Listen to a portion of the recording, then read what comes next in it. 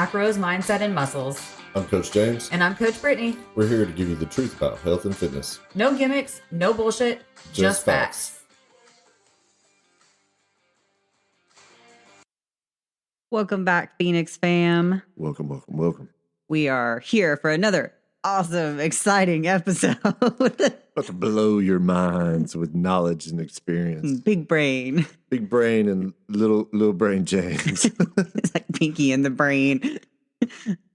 And a little dumb sidekick. Just like, yeah, go Brittany. All right. All bullshit aside, we are talking about something awesome today. Every topic is awesome. This is a good topic, though. No, I feel like it's an important topic, especially for us because of who we work with. We work with a lot of women that are over the age of 35. Yeah. And they make a lot of mistakes in this journey. You got to look in your camera more. Oh, I got to look in the camera. Oh, I got to say. Okay, so fun fact. We're trying to record some clips and stuff for social media while we're doing this episode. So we're testing out having our phones set up on airplane mode, and they're each like my phone is facing me and his phone is facing him, so we can see how this goes. Yeah, I was totally like trying not to look at it. I know, and I'm like exact opposite because we're so used to looking at each other when we record these that I'm like, I don't know what to do with my eyes. Yeah, I don't either. maybe you handsome devil. All right, I'm gonna move this face just like this. Okay, right. Squeaky ass chair. So, ladies over the age of 35. Yes, we are talking about these huge mistakes. I'm so sorry. I just said it. I said women over 35, and I just gave this gaze into the camera like I did something special. I'm sorry, people. Okay. All right. Back to topic here. So we are talking about these huge mistakes that women over 35 are making when it comes to their fat loss journeys. And this is so common. It's not like a rare occurrence. It's something that we see every day with multiple women that we know, that we don't know, friends, acquaintances. And that has a lot to do with the misinformation that's been put out there and like the myths that circulate as well. So let's just dive right into it. And let's start with reason or mistake number one that women are making in their fat loss journey if they're older than 35. Is pretty about. I'm guarantee you got some notes or something over here. I don't have any notes today. We're winging it. Okay, so what do you think is the number one mistake that women over the age of 35? I think that the number one mistake that women over 35 are making when it comes to their fat loss journey is they're doing too much cardio. Really? They think that it is all about cardio. They spend all their time in the gym on a cardio machine, and they're not strength training. Okay, so that's your number one. Yeah, so they tie in together, right? Too much cardio, not enough lifting. We know that lifting is important for longevity, for long-term health and strength.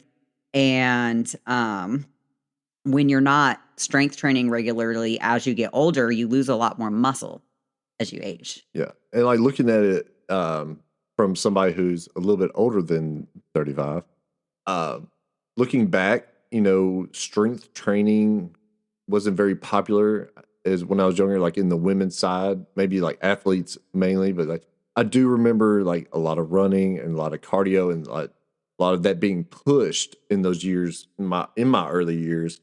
And now like there's more science behind everything and the benefits of it, men, women, everybody needs to be resistance training. Yeah. And I think, it was just these old folk tales of making you bulky and things like that is what kind of pushed people away from it in the early days. Well, I think that is true too, because a lot of women in particular think that if they lift weights that they're going to look like professional bodybuilders just from lifting a little bit of weights. And it's just not that easy. I know, I'm trying over here. It's not working for me either. Strength training is so good for many reasons. First of all, like we don't strength train because we want to strength training is not the sole purpose of fat loss, right? Like you strength train because you want your body to be strong. You want to feel confident. You want to live a better life and have more like functional strength in everyday life, whether you're gardening or you travel a lot or your job is really physical whatever the reason is, like strength training adds value to your day-to-day life. Um, Being, and yeah. go ahead. No, I was just going to say, being strong is a plus in every aspect of your life. Like, there's no downside to getting stronger. No, there's not. There's not a single one. I mean, your muscles protect your skeletal system. Like, it's the biggest organ in your body. Everybody thinks it's your skin, but it's really muscle. Did you know that? I had no idea. I did. But, I mean, that's what it's there for. It is to protect your body. So the more muscle that you can have, like, the better protected your internal organs and everything are. Yep, your joints, your bones, all that good stuff. Speaking of bones, strength training also helps with bone density, which is also very important as you age. How many, like, if you're listening to this, how many people do you know that have fallen and they've broken a bone, in older age? Like a simple fall. A simple fall, like not even a fall, like maybe they just tripped, like while they're walking, not from high distances or anything, but a simple fall as you get older can be detrimental. Like it can make a big impact on your life. If you fall and you don't have any tissue or strength in your hips, you fall and you break your hip, that's a big fucking break.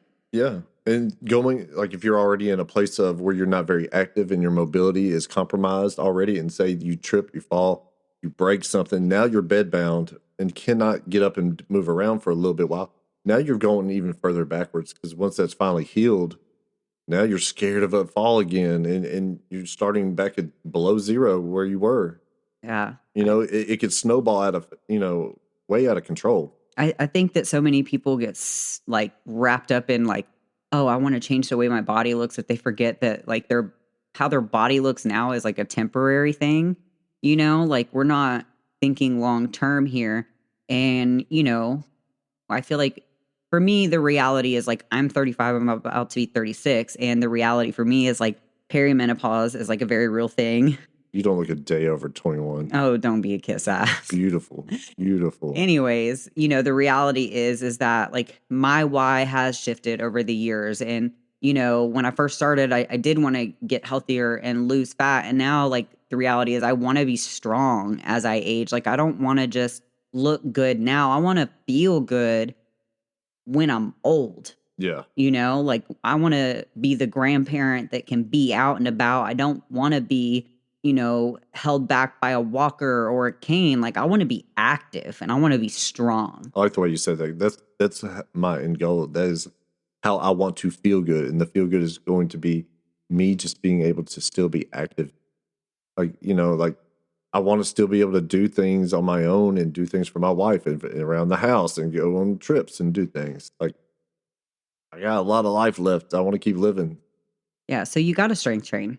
I mean, it's priority number one as you age. Yeah. It really at any age you should be strength training, but you should especially be strength training if you are, over 35. Oh, you're losing muscle every year. Yep. Every year without doing anything, your body is slowly losing more and more and more muscle. And cardio does not build muscle. No, yeah. Well, that's a whole nother conversation. But yes, it's not going to build muscle. Yeah. Now, if you're build your heart muscle. Now, going into this, I want to add, we're talking about steady state cardio here, right? Now, research has come out and it's shown that for women, that are perimenopausal, over the age of 35, postmenopausal, there's a lot of benefit to doing sit training, which is sprint interval training. And, you may be able to picture this, but like if you picture like runners, different types of runners, right? You have like a marathon runner. They're typically very lean. They're not very quote unquote bulky looking. Like they're not unhealthy. They're not fit, but they are just lean. Yeah. Now, if you look at a sprinter, someone who runs short distances very fast, they are typically more muscular. They have more muscle mass. They have really muscular quads and hamstrings and glutes. Horsepower, baby. Yeah. I mean, the different types of cardio will, muscle fiber. I mean, you use different muscle fibers. You have your fast twitch and your slow twitch, which we're not going to get into all the science of that because we're talking to regular people here. But, you're using different muscle fibers. And when you sprint, you actually can build muscle. Granted, like you're fueling your body enough. Yeah. So sprint interval training has a place if you're over 35, and it should be a part of your training as well. So get away from the steady state cardio, start strength training, add in sprint interval training, and there's your program. Yeah, that's true. I mean, really. So too much cardio is the first thing. What you got for number 2? Well, it's too much cardio, not enough strength. Is that all number 1? That's all number 1. Dang. All right. And that's the end of the show. No, I'm just kidding. Number 2 is going to come into nutrition, right? So a lot of women, especially older women over 35, in their 40s, 50s, beyond, there is this irrational fear that carbs are bad. And that's because we grew up in a time where we were taught that carbs are bad, that you don't eat carbs if you want to lose fat. And, we got taught that carbs spike your blood sugar and that's bad. And, your blood sugar is meant to spike. Like you eat food, it spikes, it comes back down. That's the issue is if it stays elevated. Yeah. Anyways, again, another topic, but carbs are not bad. Carbs are your friend. Carbs are your body's preferred energy source for these activities, for weightlifting, for sprint interval training. That's the gas. Even in the beginning of like an endurance run, like you're utilizing your carb stores before you tap into your fat stores for energy. Your body just is more efficient at burning carbs for fuel. So, eating carbs before a workout will help you have a better lift, will help you have a better sprint interval training session. So, thinking that carbs are bad is also a mistake that we see these, more mature women make. I agree.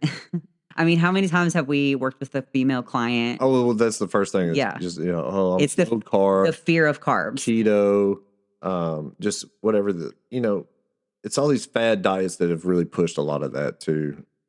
These exclusion diets where you're cutting out an entire food group, and it's not good. It's not sustainable, and you got to find something that works long term. That's something you can keep going with, and that's just balanced diet and nutrition. Yeah.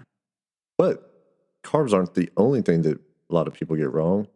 How about protein? Well, that was going to be the next one. I know, but I was trying to beat you to it. I know. You always got to jump ahead of everything. It's my job. It's not your job. It's my new title. Okay. So number 2 is, they're afraid of carbs. It's a big mistake. Don't be afraid of carbs. Embrace them. And I think before we go on to the next topic, we have to finish talking about the current one. Oh, yeah. And I think that a lot of people mistake what carbs actually are, right? Break it down. Well, a lot of people think when they think carbs, they automatically jump to sweets, cookies, cakes, treats, things like that. Bread, pasta, those are all carbs. But where the problem comes in is it's not just carbs, right? So when you eat a sweet treat, a cookie, a cake, whatever, it's not the carbs that are necessarily bad. It's not even the sugar that's bad because sugar is just carbs. It is the combination of sugar and fats that makes a sweet treat very calorically dense. And that leads to a surplus of calories, which leads to fat gain, right? Yes. So I think there's a big misconception on what carbs actually are. Yes, bread is carbs, pasta is carbs, and those cakes and stuff are carbs too, but they're not just carbs. You have, there's fats. There's fats too. They didn't just put just sugar in it and flour. I mean, there's butter involved. There's all these other things. And can you stop hitting the table, please? your laptop start going ding? So I can't help it. I got long femurs. It's my femurs. But yes, and they hide fats in everything. If you don't know how to read a label and start paying attention to it, like with dressings and condiments, and even your little protein bars that a lot of people like to eat, like you look at it, or the protein, whatever it is, a lot of times they've snuck in even more fats to make it taste better. Yeah. And it's not that fats are bad. It's not that carbs are bad. It's just the overconsumption. It's being oblivious to the amount of calories that you're taking in based on your goals. I agree. Just because your goal is fat loss, it doesn't mean that you can eat all the protein in the world and you won't gain. It doesn't mean that, if you're in a bulk and you're eating clean, or you know what I mean? Like, If you eat enough lettuce that puts you in a calorie oh my surplus, gosh, that would be miserable. but if you eat enough lettuce, you will gain weight. That's a lot of lettuce. That's a Just so you lot of know. lettuce. I'm not saying try it. I don't even want to know what the actual number is of that because I mean, but I mean, it's just the laws of thermodynamics. Yeah. So, so some good sources of carbs, you know, especially for energy, for your workouts and things like that. We have oatmeal. We have rice cakes, Grits. grits. You have toast. I love some sprouted toast. There's all kinds of different, you know, bread types. Sourdough. We love some sourdough around here. English We will take muffins. all the sourdough stuff. Um, speaking of, I need to get the starter out and make something. Oh yeah, Yeah. you feeling a little sourdoughy? Yeah. A little baking inspiration. You got some fruits. Come on, don't tell me you don't love fruit. Like, I love fruit. I have literally eaten 2 watermelons in the last week. She has been eating 2 watermelons. It's the warm months. I just love watermelon. Like, you can use so much watermelon for carbs, right? Like, I think it's like, I don't know, like 450 grams of watermelon is like 35 carbs or something. I don't know, but you ate it. I know, I did. And I mean, I've been tracking it all, but it's still like I've been tracking it too because the trash cans I got heavy as hell. all the watermelon rinds. Watermelons. You know, fruits are carbs, veggies, they have carbs in them. Like, these things that are nutritious and they provide micronutrients into your body, they're not bad. They're good. Like, you need to eat these things for multiple reasons, you know, not just energy and health, you know, which is just like supporting all of your systems, your gut health, your immune system, all that fun stuff. Um, but carbs are fuel. Carbs are your friend. Yes. Moving on Protein. to number 3 It's the protein. is women do not eat enough protein. Well, I eat one like an egg for breakfast. An egg literally has just as much fat as it does protein. Again, not a bad thing, but one egg has like 5 point something grams of protein. It's like between 5 and 6 grams of protein. It has 5 grams of fat. Yeah. So that's not very much protein. You know, you should be eating zero point 0.8 to 1, maybe 1.2 if you're super active grams of protein per pound of body weight a day. And people will be like, well, the RDA is only blah, blah, blah. The RDA. Yeah, the recommended daily amount of protein is not enough. It'll have you eating like 40 to 50 grams of protein. That's the bare minimum that you should be eating just to survive. As you're in like a coma in the bed of a hospital hooked up. Like they're not counting on you doing anything. Like your body doing nothing. So you got to eat more protein. You got to eat more protein. If you are in a cut, your protein should be higher than if you are eating at maintenance or in a bulk, because you are losing, right? Your body, you're in a deficit. Your body is going to eat from its energy stores, which your energy stores are fat and also muscle tissue. So if you don't eat enough protein to help preserve that muscle tissue, your body will eat away at it as you are losing fat.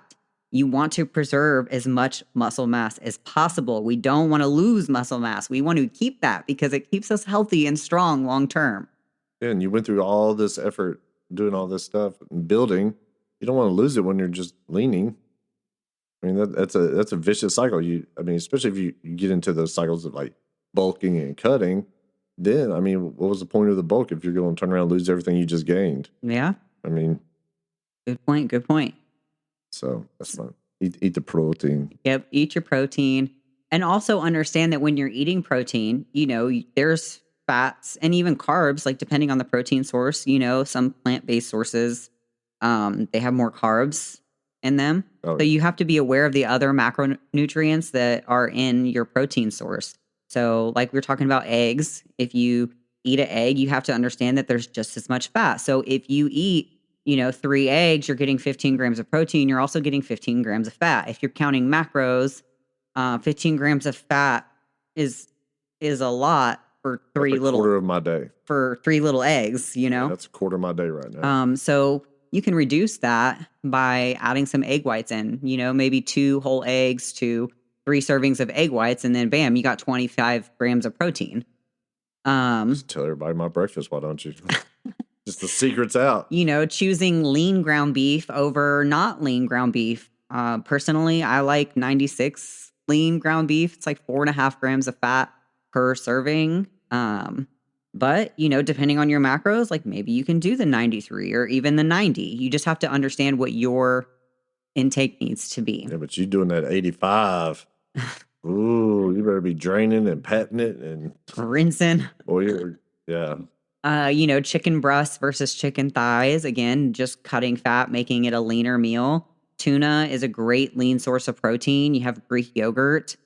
All the white fish. Yeah, shrimp, cod. Salmon's got salmon. higher Salmon fat. does have a higher fat content. It's good fats, but if you get the wild salmon, that's also lower fat than like farm raised. Yeah. So, there's options. And if you know how to season your food and get creative, like it doesn't really make that much of a difference. No, she makes everything good. she just tells me what we're eating. I don't even she doesn't even ask because I know whatever it is, it's going to be good. Yeah. Like today we're going to have like garlic butter beef tips. And I bought like stew meat, but I bought the lean stew meat instead of the regular stew meat because it's like 3.5 grams of fat per serving. Yeah. So that's great for me because my fats are not very high. Me either. So, we still get to eat a good meal.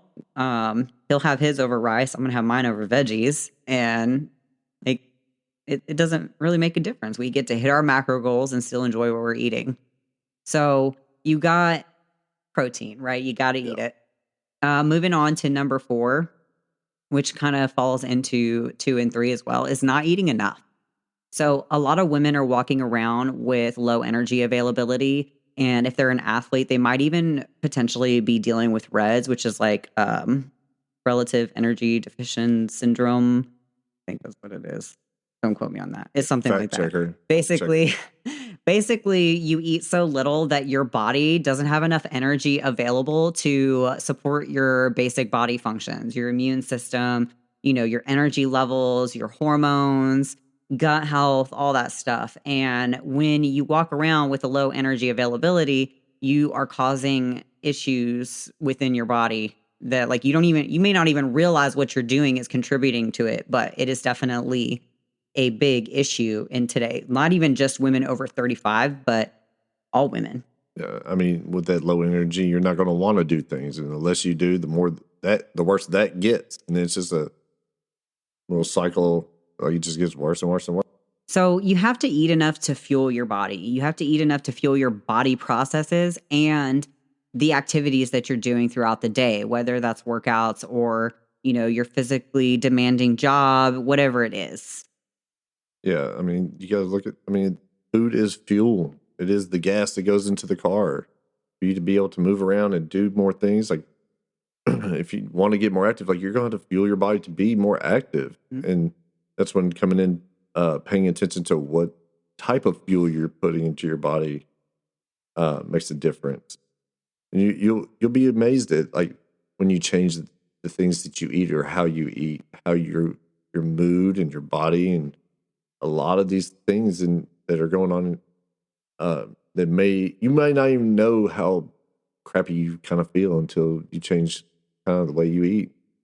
Well, yeah. And, there's not good foods and there's not bad foods. So we're not saying that. But what we're saying is that the quality of the food you put in your body does make a difference in how you feel. Just real quick, what I'm saying is, and once I changed and started paying attention to what I ate, I stopped having migraine headaches.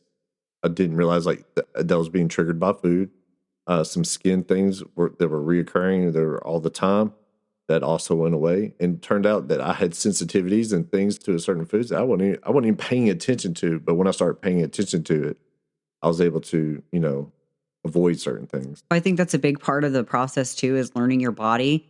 And you really don't realize how shitty you feel until you don't feel that shitty anymore. Yeah. And I can relate to this as well. Like my body I do have sensitivities to food. And the way that like that shows up in my body is like I'll get some extreme bloating after certain foods and it'll be painful. Like I'm so bloated, like I'll look like really fucking pregnant. And that's not a normal reaction after you eat. Like No. that is telling you like your body is not agreeing with something that you ate. Yeah. Whether it's a sensitivity, but it's like inflammation in your body. And certain foods, which it's different for everybody, but certain foods do cause inflammation within your body. And it's up to you to learn, how your body reacts to certain foods. Because it wasn't the goal for me to like I'm gonna change the way I eat so I stop having migraines. That was a byproduct that I just noticed, and I was like, you know what? I haven't had a migraine in months. When it was a very like every 2 weeks kind of thing, and they were so bad I had to be on medication and things like that. And then like they just never came back. And I looked at what I had excluded, like things I was not having in my daily diet anymore. And I'm like, okay, well, I'm just not. I'm gonna keep those out of my daily diet. And here we are, migraine free for over 6 years. And what's funny though is like we still have fun foods. We still eat pizza, we still eat out, it's just not a regular part of our life. And when we do eat those things or we do, have a day where we go crazy on sugar because we just don't eat a lot of sugar either. Again, sugar is not inherently bad. We just know how it makes us feel Yeah, when we do eat it. We feel more sluggish and bogged down and we have like a carb crash yeah. from, those things. And it does impact, like I get more brain fog.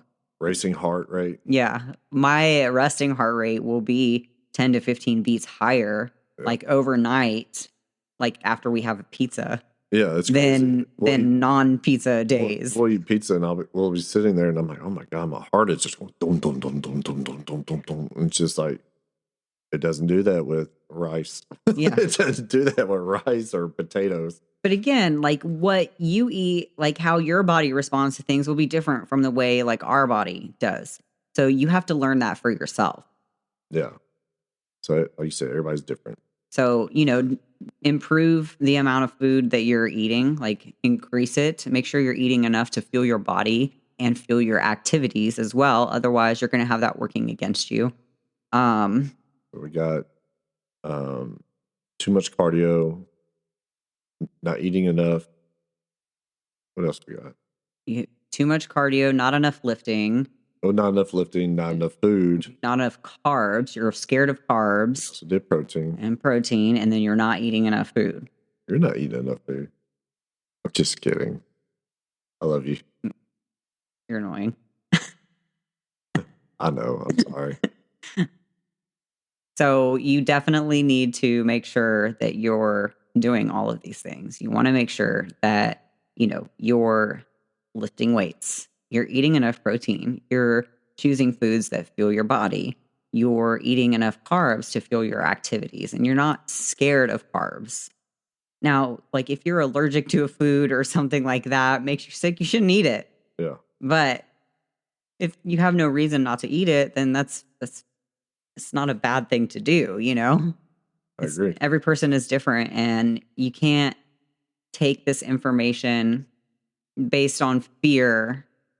You know what I'm saying? Like so many people hear things from their favorite influencer or celebrity and they take it as gold, and you can't do that because they might be speaking because they were paid to say that, or they might just be speaking on their own personal experience, and their own personal experience is not your personal experience. Yeah.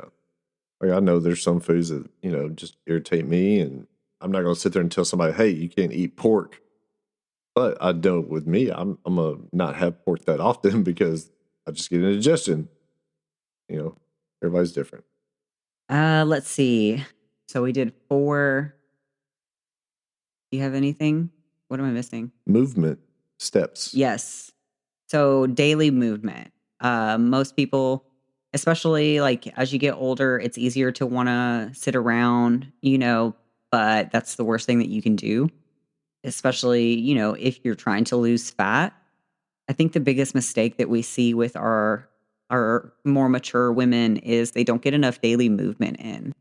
And this can be in the form of steps or, just general. We track it based on steps.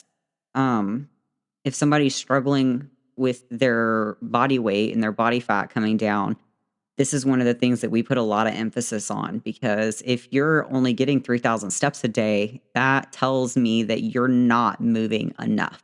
No, not at all. And that is one of the biggest things. And it could be because of their sedentary work environment. They're stuck at a desk a lot of times. Just not being aware, like they may be mentally doing a lot, but physically their body's not moving. And so having to schedule a little, maybe like reminders to get up and take a Yeah. little lap, or on their break, do little walks. Or marching in place. Marching in place. People think I'm crazy when I say this, but I will literally stand by the side of the bed and I will march in place until I hit my step goal. She will. I'll see her. I will walk Every back night. and forth in the bedroom. Like, I try for the most part to get most of my steps in before I get to that point. But sometimes I get to the bed and I'm like, crap, I still got 500 steps to do. So I will literally walk in place for 5 to 10 minutes to get my steps in. Yep. Movement is a big tool that we use. And it seems, it sounds dumb on the outside, like without knowing like the whole process. But It's not if though, because no, but like say you hired it, like I'm like, all right, I'm gonna hire a coach. I'm like, here's this money. Tell me exactly what to do. And they're like, walk.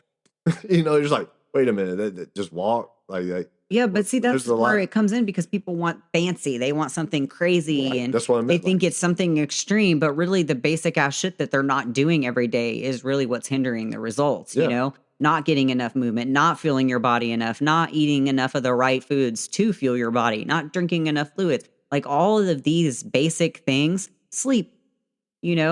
all these basic things, they compound together, and they are what contribute to, pre-existing health conditions you might have, or maybe you didn't have any and you're starting to face that because you've done all these things for so long that you don't realize how it's impacting your body. Yeah. And like they're looking for this like very complicated thing that that they just haven't ever done or ever heard of, that's actually going to fix everything.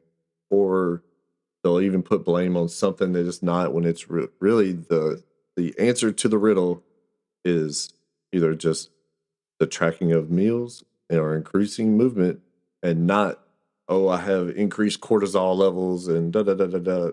And then we get their blood work checked, and then cortisol's fine, everything's fine. But then you look But like cortisol is supposed to rise and fall yeah. too, so that's another thing. It's like blood sugar. It's meant to spike. It's meant to come back down. You spike mine all the time. Cortisol is supposed to increase and decrease. So these are all things that, you have to just take into consideration. You really have to look at your lifestyle on the day to day. That's what I mean. Yeah. Like it's not you have some chronic increased cortisol levels. It's you're getting 2,000 steps a day and eating way above your maintenance. Or you're not eating way above your maintenance, but you've ate so little and moved so little for so long that your metabolic rate has just down regulated. That's how your body that's how your body adapts. So it's not something good to hear. Like it's like, oh well shit. But it's easy. It like the answers and the answer to the riddle is pretty simple. yeah. So those are our 5 biggest mistakes that we see, women over 35 making. You can work on it. You can, correct it. You can start eating more protein, focusing on fueling your body for the activity and daily life. You can make sure that you're strength training 3 times a week, 2 to 3 times a week even, just something to get started into a regular routine and build on it from there. Walk more during the day, do more housework, walk up and down your stairs, walk around your yard, And do do these things on the gardening if that's what you want to do. Like whatever you have to do to be more active, do it. Take your dog for a walk. Your dog will love you for it. Yeah. Yeah, they will. And if you do these things a few times a day, days during the week, do them also on the weekend. Stop taking the weekend off from like everything, and I guarantee your progress will improve or speed up. Yep. if you stop going backwards on the weekends. And of course, as always, if you need help with this stuff, we would love to have you. We coach women over 35 all the time. It's actually most of my clients are over 35. I love working with women, helping them realize their potential long term and helping them be strong going into retirement. We also have a Facebook group, Macros, Mindset, and Muscles for Women. It is open, it is a public group. It's private, but it's open to all women ages 35 and up. We have tons of training videos in there that we've done, live videos on macros and workouts and all kinds of things. So we'd love to have you. That is linked in the show notes. And you can also apply for our coaching in the show notes as well. There's a link to our website. There's so many things that we have so much information out there for anybody that's getting started. Reach out. We can point you in the right direction. We hope that you find this episode helpful. And if you have questions or maybe you need further clarification on something, come find us in the Facebook group and we would be happy to answer your questions in our coach question and answer chat that we have. And thanks for listening to the podcast. Yes, Thank of course. If you like our podcast, you like the way we talk and break things down and make it easy to understand, give us a 5-star rating, leave us a good review. If you don't like us, then just don't listen and don't leave us a review. As always, I'm Coach Brittany. They say like it's actually good for you to get like a 1-star review. Yeah. Because that's the one that everybody looks at. Yeah. So if you want to, don't do that. I don't want no 1-star. Give us 5. Yeah. I don't even know why you brought that up. I don't know. I'm trying to end the fucking episode and you keep talking about shit. Marriage. All right. Well, until next week, we're out of here. Hope you found this helpful and we will see y'all next time. Bye. Bye. Thanks for listening to Macros, Mindset, and Muscles. Until next time. I'm James. I'm Brittany. We're out.